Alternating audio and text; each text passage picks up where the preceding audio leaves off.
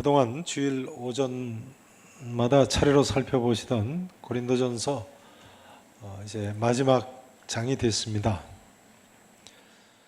사도 바울의 제3차 전도여행은 주보 4페이지 설교 메모란에도 나와 있습니다만 AD 주후 54년에서 57년에 있었죠.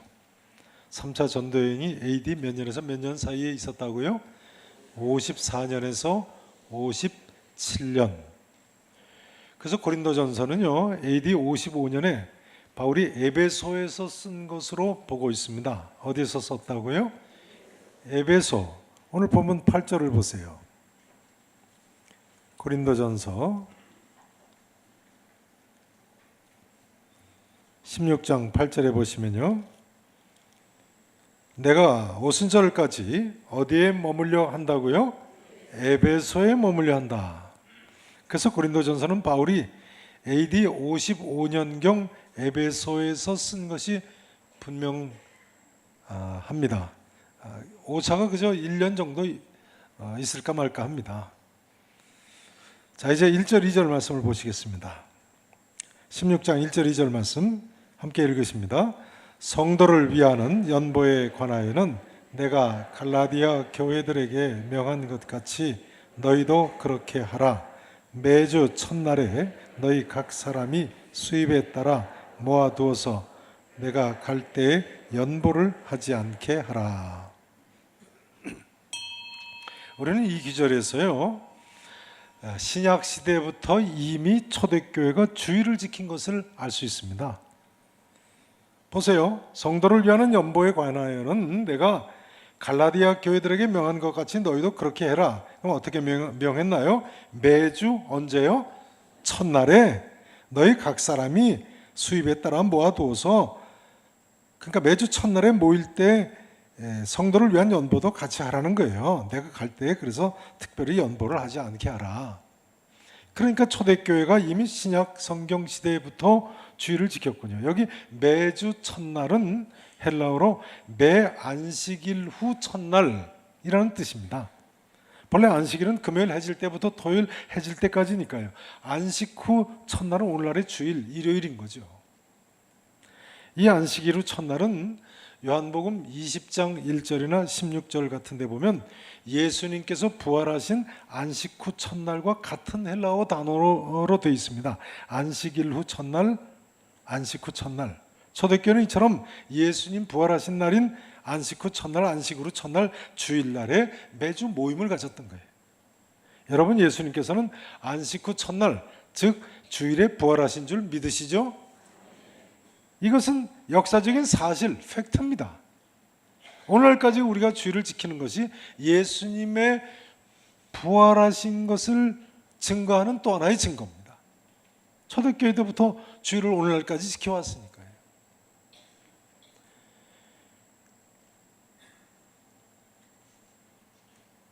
그래서 사도행전 20장 7절에 보면 청년 유도고가 죽었다 살아난 때도 드로아 교회는 안식일 후 첫날에 모였음을 알 수 있습니다.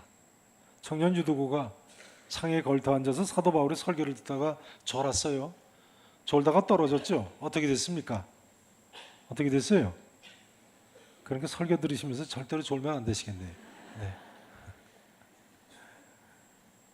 우리말 성경에는요, 그날이 그 주간의 첫날 이렇게 번역되어 있습니다만 예수님께서 부활하신 안식 후 첫날과 성경 원문에 보면 같은 헬라어 단어로 되어 있습니다. 그 주간의 첫날, 안식 후 첫날.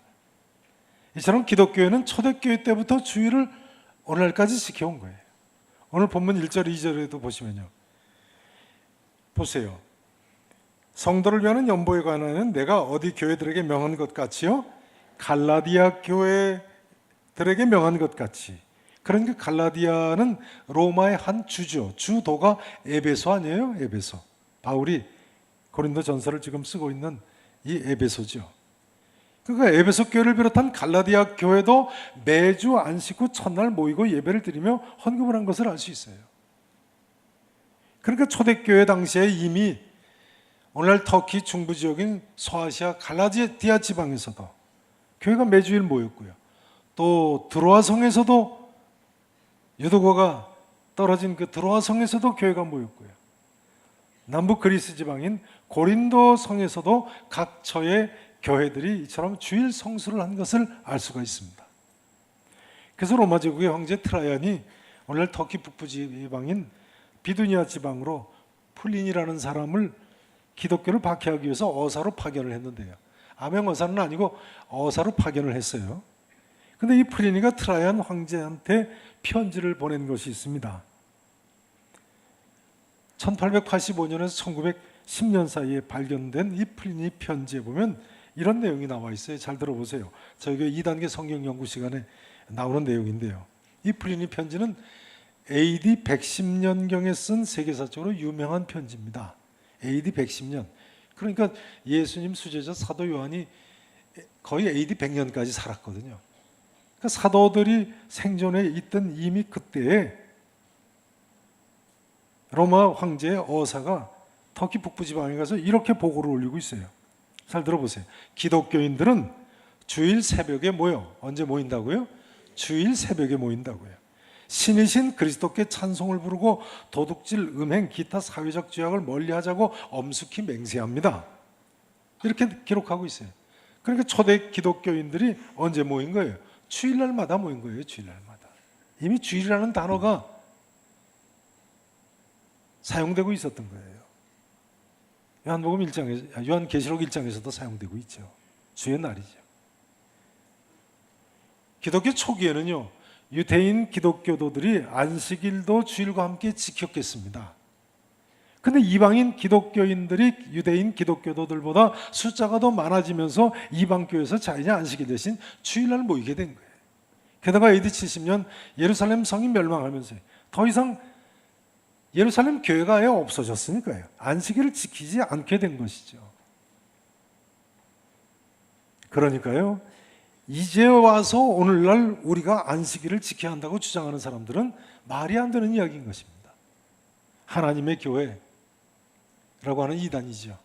또 안식교, 제7 안식일 예수 재림교 같은 이런 이단들은요, 심지어 안식일을 지켜야지만 구원받는다고 잘못 주장합니다만 그건 말이 안 되는 비성경적인 주장인 거예요. 여러분, 구원을 무엇으로 받습니까? 구원은 오직 믿음으로 받는 거죠. 특정 행위를 해야지만 구원받는 것이 아닙니다.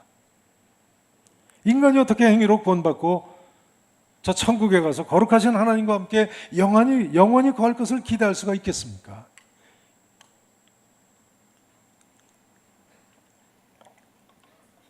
그러니 하물며 인간이 안식일을 지키기만 하면 구원받는다. 그건 말이 안 되는 이야기인 거예요. 반면에 또 어떤 사람들은요, 정반대로 신약 시대는 율법 시대가 아니고 은혜 시대이기 때문에 믿음만 있으면 됐지 주일 안 지켜도 된다고 주장하는 사람들이 또 있습니다. 그것 또한 잘못된 주장입니다. 둘 다 좌로나 우로나 치우친 주장들입니다. 신약 시대는 율법 시대가 아니고 은혜 시대니까 주일 안 지켜도 된다는 거예요. 다 치우친 주장입니다. 한번 여쭤봐야 되겠습니다. 제가 이제부터 몇 가지 질문을 드릴 텐데요, 무조건 아니라고만 대답하시면 됩니다. 뭐라고 대답하시기만 하면 된다고요? 아니라고요. 무슨 질문이? 답까지 미리 가르쳐주는 질문이 있습니다. 네. 아니라고만 대답하시면 돼요. 예라고 대답하시면 큰일 납니다. 자, 이제 질문을 시작해 보겠습니다. 먼저 10계명 중에 1계명부터 시작합니다. 여러분, 우리가 하나님 이외에 다른 신을 섬겨도 될까요? 아니라고 대답하시니까요. 네. 두 번째 질문입니다. 우리가 우상을 만들어 섬겨도 될까요? 세 번째 질문입니다. 우리가 하나님의 이름을 망령되이 일컬어도 될까요? 너무 쉬우시죠? 다음 질문입니다. 부모님을 공경하지 않아도 될까요? 다음입니다. 살인해도 될까요? 다음입니다. 간음해도 될까요? 다음은요. 도적질해도 될까요? 대답 안 하는 분들은 누구세요? 자, 다음은요. 거짓 증거해도 될까요? 마지막 질문입니다.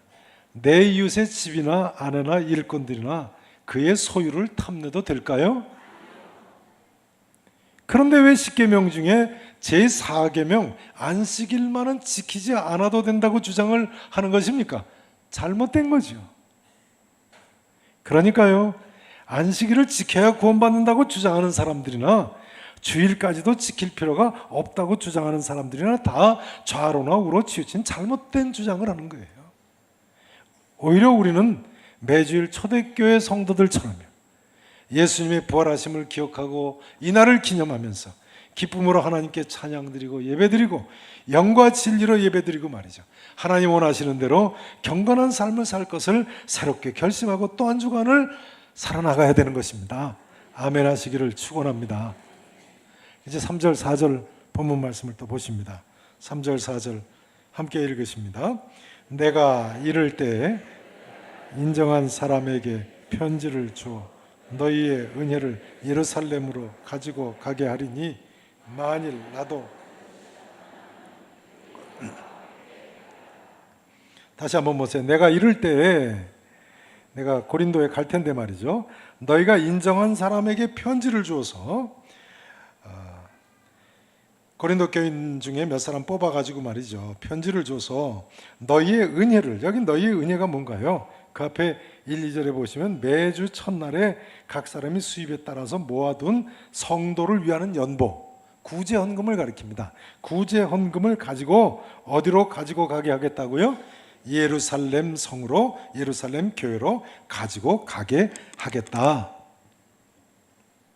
그러니까 사도 바울이 예루살렘 성 사람들을 위해서 매주 구제 헌금을 하게 한 거군요. 사도행전 24장 17절에 보면요, 바울이 3차 전도행을 끝내고 가난한 예루살렘 성 사람들을 위해서 구제 헌금을 자기가 직접 가지고 올라간 것을 알 수 있습니다.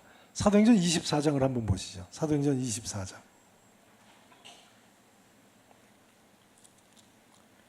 교회 대표들과 함께 사도 바울도 직접 예루살렘에 구제헌금을 가지고 올라갔어요. 사도행전 24장, 신약성경 230페이지입니다.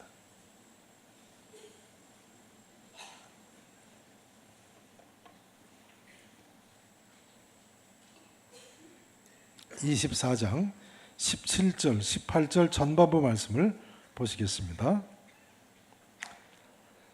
3차 전도행 마치고 예루살렘 성으로 올라갔을 때 이야기입니다. 바울이 로마 총독 벨릭스 앞에 가서 재판을 받죠. 그때 하는 말입니다. 총독한테 하는 말이에요. 자, 24장 17절 함께 읽으십니다. 여러 해 만에 내가 내 민족을 구제할 것과 재물을 가지고 와서 드리는 중에 내가 결례를 행하였고 모임도 없고 소동도 없이 성전에 있는 것을 그들이 보았나이다. 바울이 뭐라고 이야기합니까? 여러 해 만에 내가 내 민족을 뭐 할 것을 가지고 왔어요?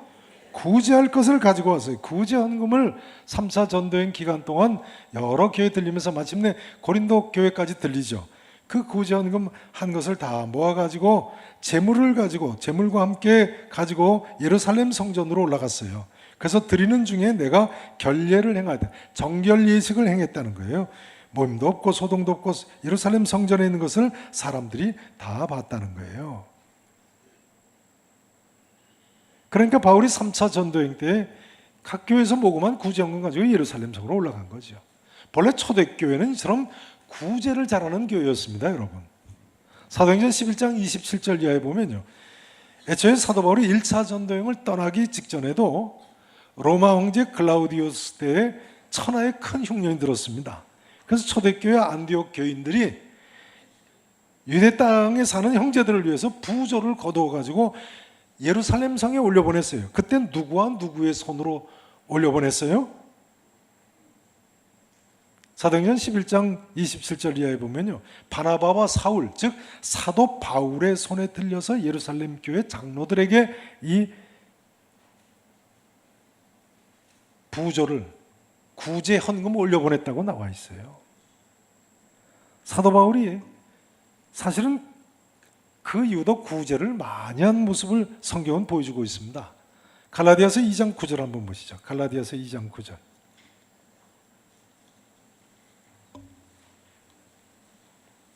갈라디아서 2장 9절.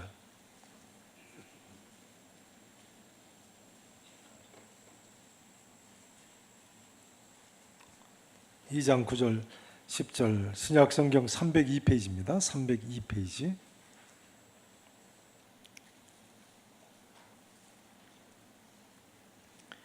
이 장 9절부터 다 찾으시고 읽으시죠. 여기 절만 다 찾아보십니다. 2장 9절 보세요. 또 기둥같이 여기는 야고보와 예수님 동생 야고보죠. 게바와 사도 베드로를 나타내죠. 사도 베드로와 요한도 예수님 수제자인 사도 요한도 내게 주신 은혜를 알므로, 나 바울에게 주신 은혜를 알므로 나와 바나바에게 친교의 악수를 하였어요. 그러니까 초대교회 예루살렘 교회가 이 사람들을 이제 받아들인 거죠. 동역자로. 그래서 우리는 누구에게로 보냈어요? 이방인 선교를 위해서 보내고, 그들은 누구에게로 갔어요? 할례자 유대인 불신자들을 전도하기 위해서, 복음 전하기 위해서 가게 하려 함이라. 이렇게 돼 있어요. 역할 분담을 했어요. 그런데요, 다만 우리에게 누구들을 기억하도록 부탁했다고요? 가난한 자들을 기억하도록 부탁했어요. 복음을 전할 뿐만 아니라 가난한 자들을 특별히 좀 돌보시오 하고 서로 부탁을 했다는 거예요. 그런데 바울이 그 다음 뭐라고 이야기합니까? 따라서 하시죠. 이것은, 가난한 자들을 기억하는 것은, 이것은 나도 본래부터 힘써 행하여 왔노라. 그러니까 사도 바울도 본래부터 어려운 사람 구제를 힘써 행하던 성도였군요. 그것이 하나님 뜻이기 때문에 어려운 사람들을 위해서 바울이 구제를 많이 했다는 거예요. 본래부터 힘써 행하여 왔노라. 여러분, 이 시간 이 질문을 드리지 않을 수 없습니다. 사도 바울처럼요, 그럼 나는 가난한 사람 돕는 것, 정말 나도 본래부터 힘써 행하여 왔노라 고백할 수가 있는 거예요. 나도 본래부터 힘써 행하여 왔노라.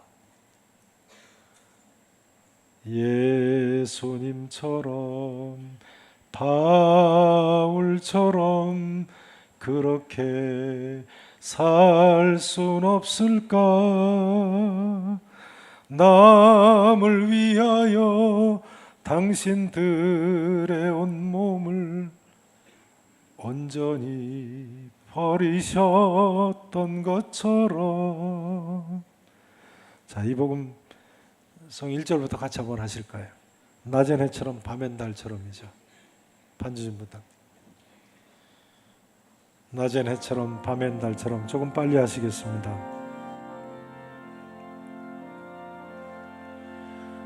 낮엔 해처럼 밤엔 달처럼 그렇게 살 수는 없을까? 그렇게 살 수는 없을까? 욕심도 없이 어두운 세상 비추어, 욕심도 없이 어두운 세상 비추어 온전히 남을 위해 살듯이, 남을 위해 살듯이 나의 일생에 꿈이 있다면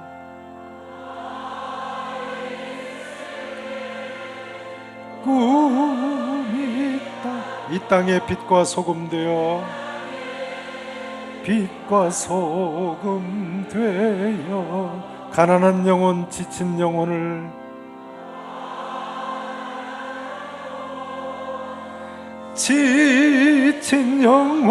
주님께 인도하고픈데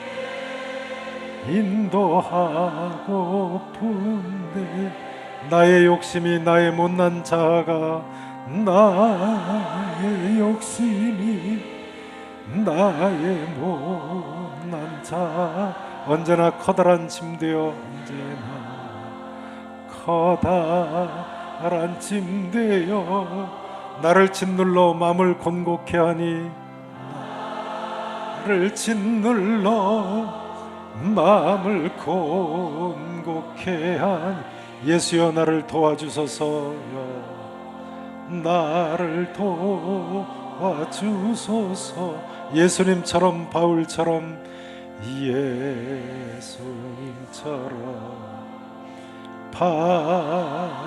바울처럼 그렇게 살 수는 없을까? 그렇게 살 수는 없을까? 남을 위하여 당신들의 온몸을 남을 위하여 당신들의 온몸을 온전히 버리셨던 것처럼 버리셨던 것처럼 주의 사랑은 베푸는 사랑, 주의 사랑은 베푸는 사랑, 값없이 그저 주는 사랑, 거저 주는 사랑.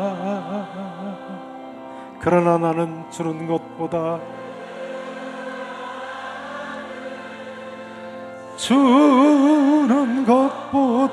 받는 것 더욱 좋아하니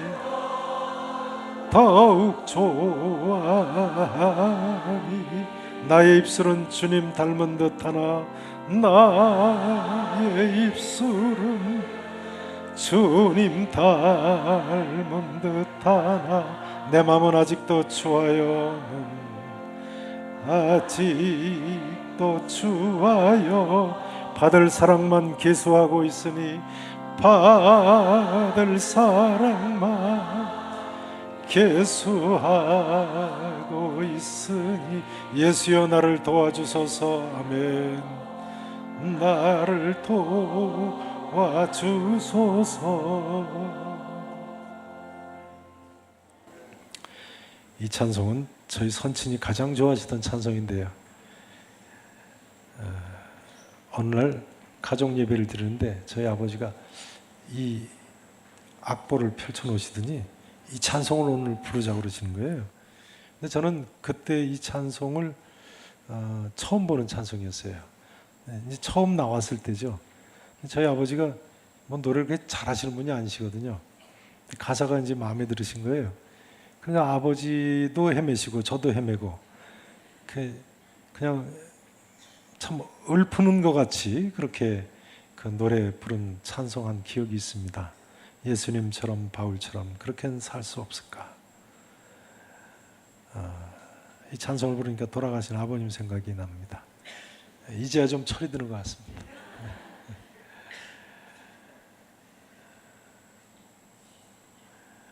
이 땅에 빛과 소금 되어 나의 일생에 꿈이 있다면 이 땅이 빛과 소금이 되는 거라고 찬송하는데요, 여러분 올해 우리 교회 교회학교 여름 성경학교와 수련의 주제가 뭔지 아십니까?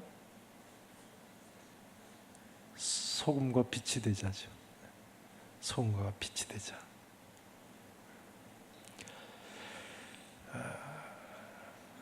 지난주 새벽 기도회 시간에 여름 성경학교와 수련회와 농활과 단기 선교를 위해서 기도를 하다 보니까요, 우리 청년들하고 교우들이 전 세계에 걸쳐서 얼마나 여러 군데서 복음을 전하고 구제를 하는지 새삼 놀랐습니다. 우선 일부 청년들이 그 시간에 남아프리카 공화국에 가서 복음을 전하고 있지 않았습니까? 피딩 사역이라고 하죠. 가난한 사람들한테 무료 급식을 하고 돌아왔어요. 어제 밤 12시 넘어서 교회에 돌아왔습니다. 남아프리카 공화국의 그 가난한 흑인 어린이들한테 무료 급식을 나눠주고 왔죠. 일부 청년들은 미얀마에 가서 복음을 전하고 있지 않았습니까? 지금도 복음 전하고 있죠.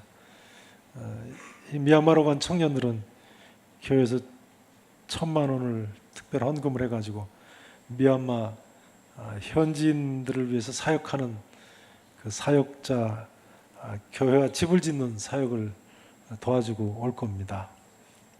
청년 산부 청년들은 또 어제 키르기스탄으로 떠나지 않았습니까? 어제 도착했어요. 오늘부터 이제 단기 선교를 또 시작을 할 겁니다. 의료 선교팀은 또 금요일 날 밤 11시에 떠났는데 오늘 새벽 6시에 도착해서 방금 전에 밤 10시 넘어서 저녁 식사한다고 문자가 왔어요. 아르헨티나로 갔죠. 계산을 해보니까 31시간을 비행기 타고 갔어요. 의료 선교팀이 가는 아르헨티나 수도 부에노스아이레스 슬럼가가 수십만 명이 사는 슬럼가인데 거기서 김영화 선교사님이, 우리가 후원하는 김영화 선교사님이 교회를 세우지 않았습니까? 전에 제가 말씀드렸죠. 큰 교회를 세우고 슬럼가에서 사역하시는데 거기서 이제 진료 사역을 할 겁니다. 제가 알기에 약값만 500만 원어치 이상의 약을 가지고 가셨어요. 참 대단한 사역이죠.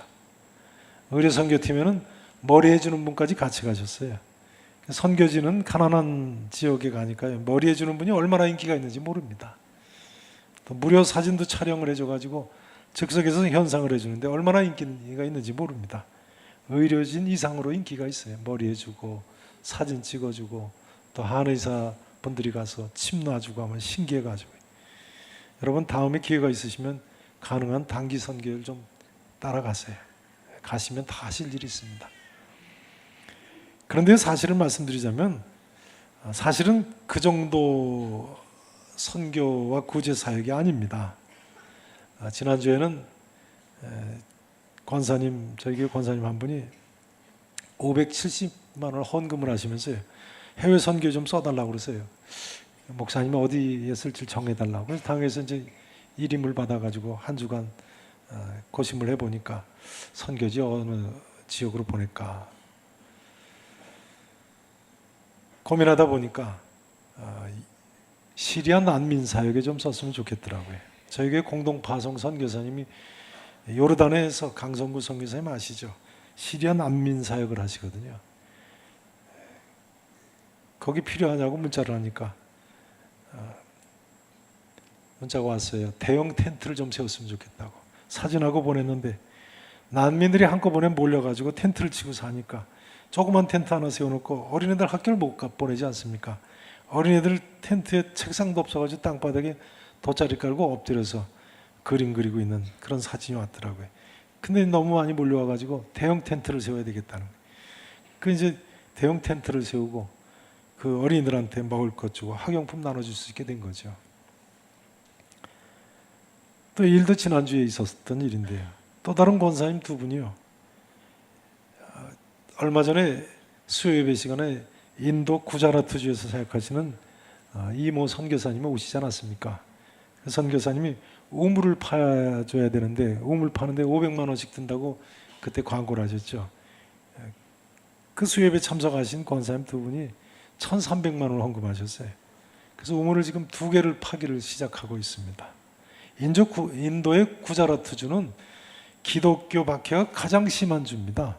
근데 우물 파는 일은 착한 일이니까 환영을 하는 거예요.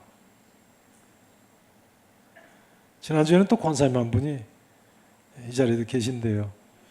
평생의 소원이 교회를 세우시는 거라는 거예요. 교회를 좀 어디에다 세웠으면 좋겠다고 그러세요. 근데 마침 그 직전에 필리핀에서 사역하시는 우리 교회 공동파송 선교사님이신 탁진선 선교사님이 산족 선교를 다니시는데 따가닥 쪽이라는 산족의 어떤 성도가 교회질 부지를 기증을 했다는 거예요. 교회를 줬으면 좋겠다고 그러신데 그래서 그 탁선교사님 말씀을 드리니까 거기다 짓자고 그러죠. 제가 전화를 했어요. 그랬더니 그 산족은 이제 우리 청년 일부가 해마다 1월 달에 단기 선교 가는 산족이죠. 근데 전에는 필리핀 산족 마을에 1,000만 원이면 교회 하나 줬는데 요즘 물가가 올라서 한 2천만 원 든다고 그래요. 3차례 나눠서 보내겠다고 해서 1차로 보냈어요. 교회를 이제 산족 마을에 짓기 시작합니다.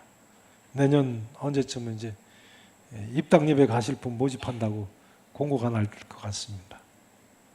청년 일부 단기 선교팀 1월에 또 거기 가서 도움이 되겠죠. 사실은 필리핀 산족 마을은 우리 교회에서 2번째로 지금 짓는 교회입니다. 지난번에는 발라와 산족이라는 산족 교회를 졌죠. 3번째군요. 뜨뜨반족도 저희가 교회 짓는데 협력을 했죠. 이외에도 우리 교회 협력 선교사님들 사역까지 말씀 나누자면 끝이 없습니다. 그러니 전 세계에 걸쳐서 우리 교회 성도님들이 참 하나님께 크게 쓰임을 받고 있네요. 우리 나라 안에서는 또 어떻습니까? 우리 청년들이 이 더운 여름에 농촌 봉사활동 간다고 지난주에는 경상북도 문경에 가고 지난주에는 경상북도 예천에 가지 않았습니까? 또 내일부터는 경상북도 영주로 농촌 봉사활동 가죠. 그럼 왜 경상북도만 가는지 모르겠어요? 참 귀하고 감사한 일입니다.